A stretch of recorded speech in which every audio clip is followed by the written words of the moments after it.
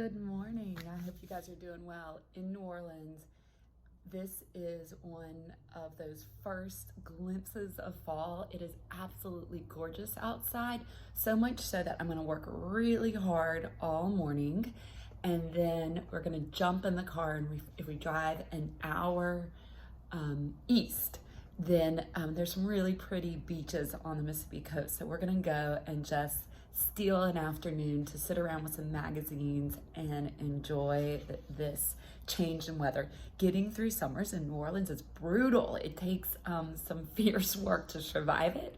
And so the first glimpses of fall mean a lot around here. So I hope the weather is just as enjoyable where you are. This is the Neuroscience of Gratitude unit, and I love this unit. I think it's fun. I think it allows you to be creative. And along with that creativity, what I love about it is it gives you this chance to really start digging in to understand the brain. And so my advice to you, as you're hopefully having a lot of fun with this unit, is when you have to go out and seek out research on the neuroscience aspect of it, really push yourself, challenge yourself to find some things that are complex, that really make your brain exercise, because this is how we'll really process and learn a great deal about how powerful gratitude is in steering our brain towards optimism and hope. It's really interesting to consider that we have the power to change the way we think, and by changing the way we think, we can directly impact how we feel and how we experience life. And gratitude practicing is perhaps the most intentional and powerful way that we can do this. So arguably, this unit is one of the most essential ones in the whole course. So welcome. All right, couple of things. One, many of you guys are really getting used to having to go back and respond to classmates' work, and some of you are still trying to find your way. Consider your method for staying organized with that over this unit. Do you need to make notes of when you need to respond back in your calendar? Do you want to put sticky notes on your desk? Do you want to put reminders in your phone? Figure out your method. Late penalties will start this unit. So if you're not asking for an extension in advance, there will be a late penalty for late work.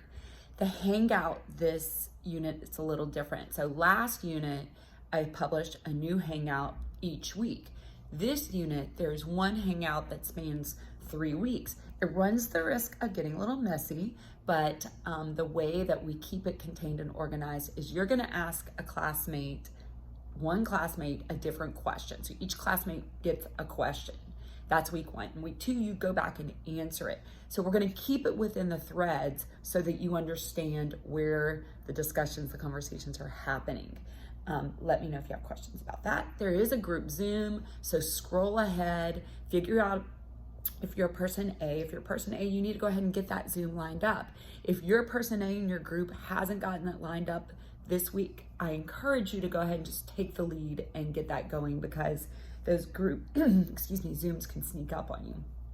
And then finally, towards the end of this unit, we're gonna really start working on our Learning Studio project. So there's an interview that you're gonna need to get set up with somebody in your community. Go ahead and scroll ahead and find that and just get a sense of it, so that once again, you're organized, you're prepared, you can really enjoy this unit because there aren't things that are gonna sneak up on you during it. I think that is it for now. One last thing, and I'll talk more about this in the as we get closer to it. But the culminating experience for this unit is that you're going to take a pretend virtual visit to the World Happiness Summit, which is an actual World Happiness Summit that occurs in Miami each year. So when I created the course, I made this pretend visit to the World Happiness Summit. And then that year I got this idea of, like, I just had to go, I had to experience it. So I wrote a grant. I actually got the grant and I got to go. And it was so incredibly meaningful, being so close and getting to actually go up and meet all the researchers that we are learning about in this course. So then the following year, which was last year, I saved up money so I could send myself, because the grant money was not available. And 2 weeks before was when everything really shut down due to the coronavirus. I did not get to go to the World Happiness Summit.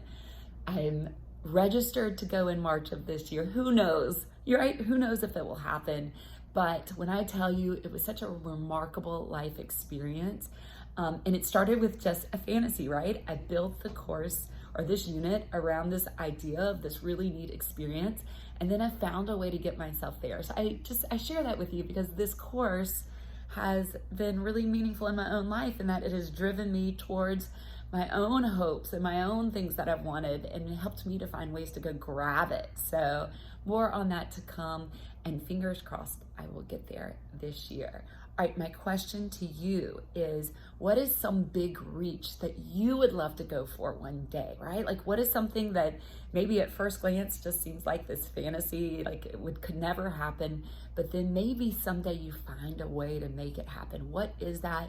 Direct message me and Twist. If I haven't heard back from you by Tuesday, you will hear from me. Have a great day.